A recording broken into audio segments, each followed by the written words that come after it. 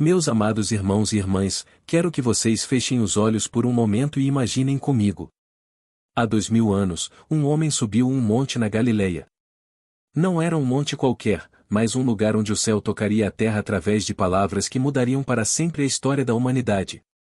Este homem era Jesus, nosso Salvador, e ele tinha algo precioso para compartilhar com todos nós que estamos aqui hoje, com nossos cabelos brancos, nossas rugas que contam histórias, nossos corações que já viram tanto da vida.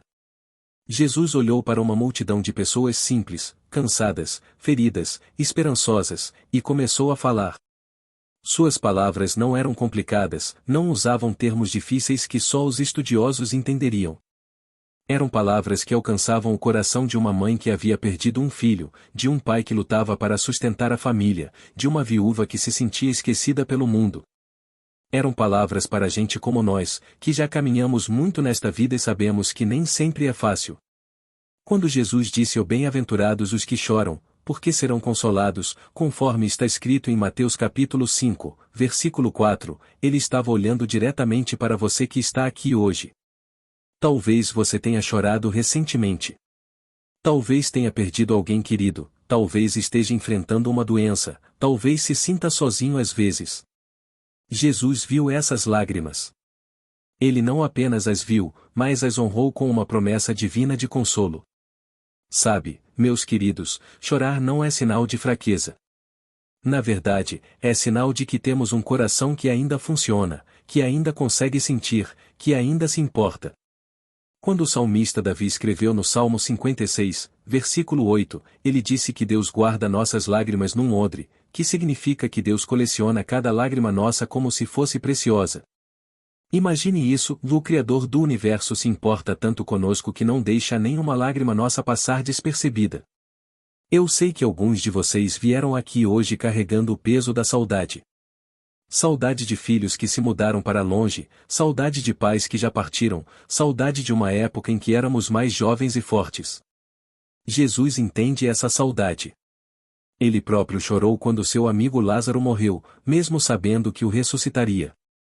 Ele chorou porque entendia a dor humana, porque se importava com o sofrimento das pessoas que amava. Mas prestem atenção na promessa: serão consolados. Não é uma possibilidade, é uma certeza. O consolo de Deus não é como um remédio que alivia temporariamente a dor. É como um abraço eterno que nos sustenta mesmo quando não entendemos o porquê das coisas. É como aquela sensação que vocês têm quando abraçam um neto e, por um momento, toda a preocupação desaparece. Assim é o consolo divino, mas multiplicado pela eternidade. E então Jesus continuou: "Bem-aventurados os pobres de espírito, porque deles é o reino dos céus." Agora, quando Jesus falou sobre os pobres de espírito, ele não estava falando de pessoas sem inteligência ou sem cultura. Estava falando de pessoas humildes, que reconhecem que precisam de Deus, que não se acham autossuficientes. Estava falando de pessoas como vocês, que já viveram o suficiente para saber que não temos todas as respostas, que não podemos controlar tudo. Vocês sabem do que estou falando, não sabem?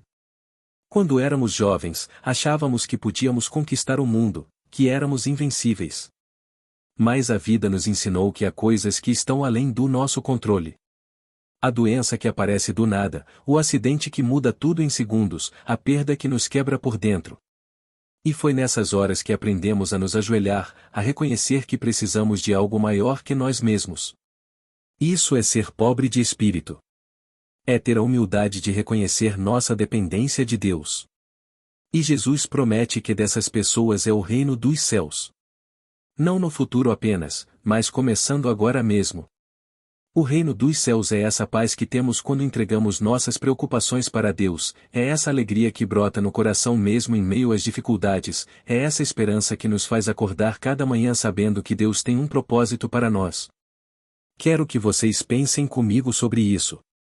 Quantas vezes na vida vocês se sentiram pequenos diante dos problemas? Quantas vezes se ajoelharam e disseram: "Senhor, eu não consigo sozinho"? Esses foram momentos sagrados, momentos em que vocês estavam sendo pobres de espírito no melhor sentido da palavra. E nesses momentos, o reino dos céus se abriu para vocês. Lembro-me da história de uma senhora da nossa comunidade que perdeu o marido após 50 anos de casamento. Ela me disse: "Pastor, eu pensei que não conseguiria viver sem ele.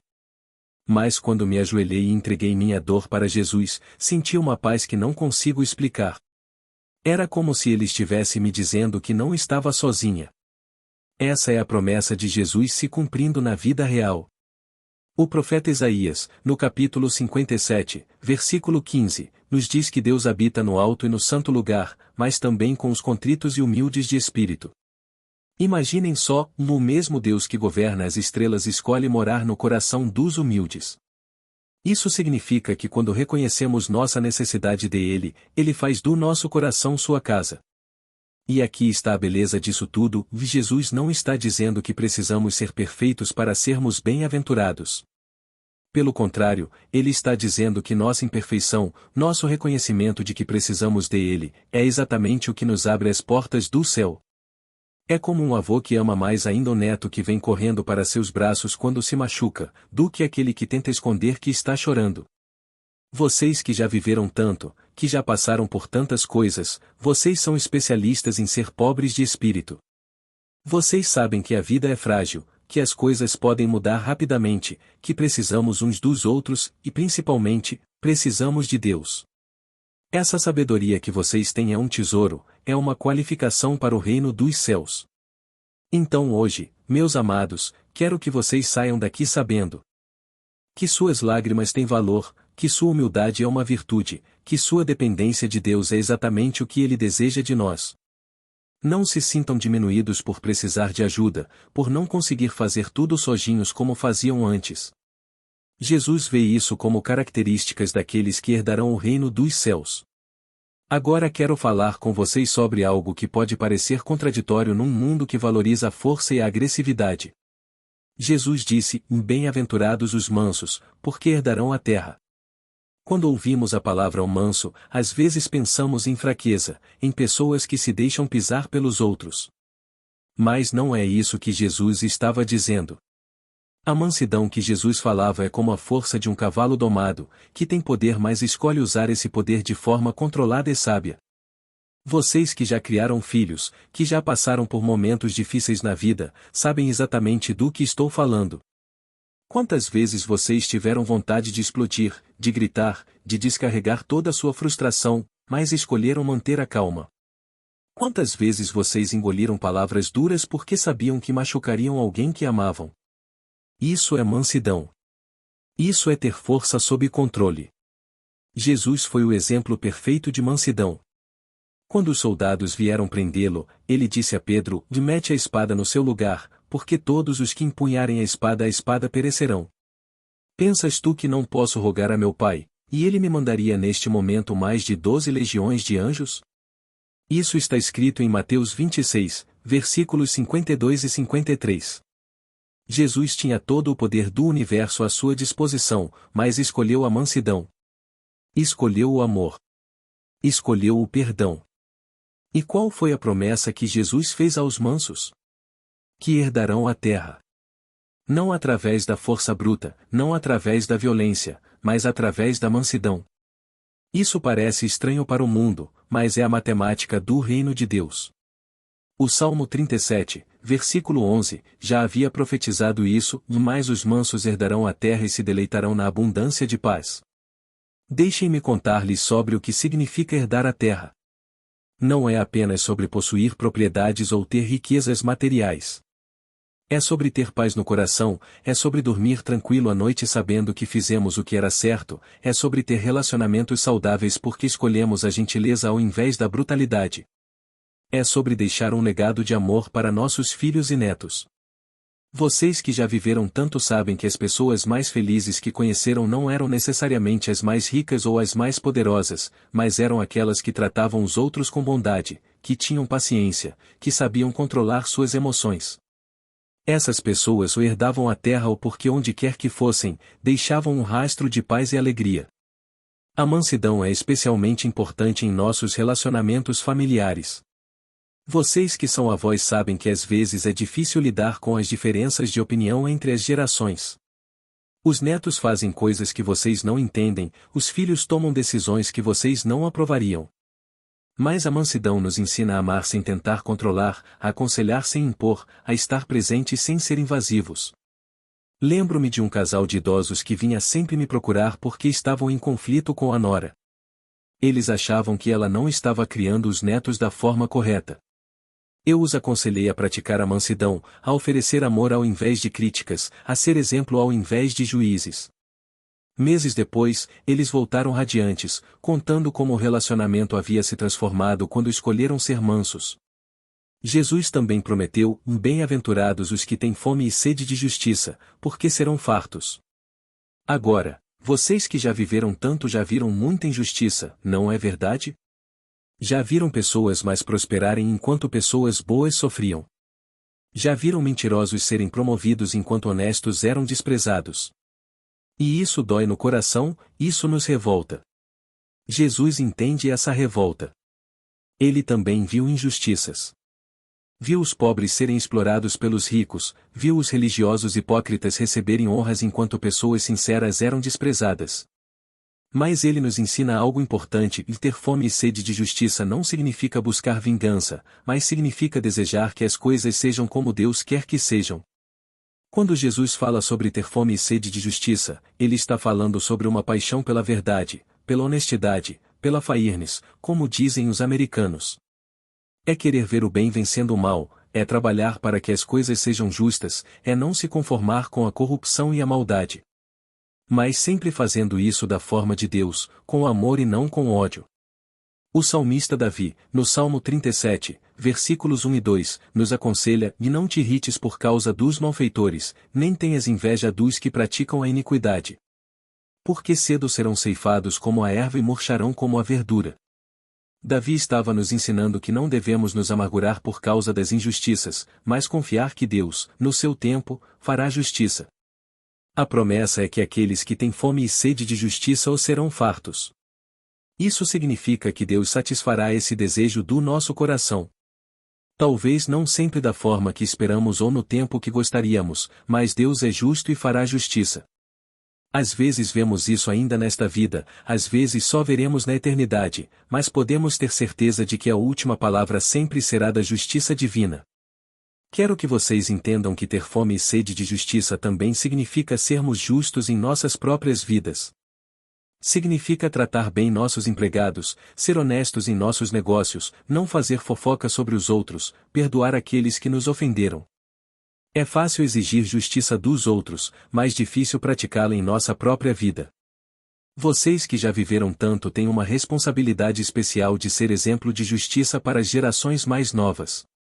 Quando vocês tratam todos com respeito, independente da classe social, quando vocês são honestos mesmo quando ninguém está vendo, quando vocês defendem os mais fracos, vocês estão mostrando para seus filhos e netos o que significa ter fome e sede de justiça. A justiça de Deus é diferente da justiça humana. A justiça humana é olho por olho, dente por dente. A justiça de Deus é temperada com misericórdia. Por isso Jesus continuou: bem-aventurados os misericordiosos, porque alcançarão misericórdia. A misericórdia é a justiça de Deus temperada com amor. Ser misericordioso não significa ser frouxo ou aceitar qualquer coisa. Significa ter compaixão, significa entender que todos nós somos imperfeitos, que todos nós precisamos de uma segunda chance às vezes. Significa perdoar não porque a pessoa merece, mas porque nós mesmos precisamos do perdão de Deus. Jesus ensinou isso na oração que ele nos deixou: perdoa-nos as nossas dívidas, assim como nós perdoamos aos nossos devedores. Isso está em Mateus 6, versículo 12. A misericórdia que oferecemos aos outros é a medida da misericórdia que receberemos de Deus. É uma lei espiritual, assim como a lei da gravidade é uma lei física. Vocês que já viveram tanto já tiveram muitas oportunidades de praticar a misericórdia. Já perdoaram filhos que os decepcionaram, já perdoaram cônjuges que os magoaram, já perdoaram amigos que os traíram. E cada vez que fizeram isso, estavam sendo misericordiosos, estavam se qualificando para receber a misericórdia de Deus. Deixem-me ser claro: perdoar não significa esquecer ou fingir que nada aconteceu. Perdoar significa libertar o outro da nossa raiva, libertar a nós mesmos do amargor, escolher não buscar vingança. É um ato de liberdade, tanto para quem perdoa quanto para quem é perdoado. Há alguns anos, conheci uma senhora que havia perdido o filho num acidente causado por um motorista bêbado.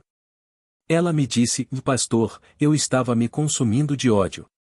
Até que um dia entendi que esse ódio estava matando a mim, não a ele. Quando escolhi perdoar, não foi por ele, foi por mim. Foi para ter paz." Essa é a beleza da misericórdia, dela nos liberta.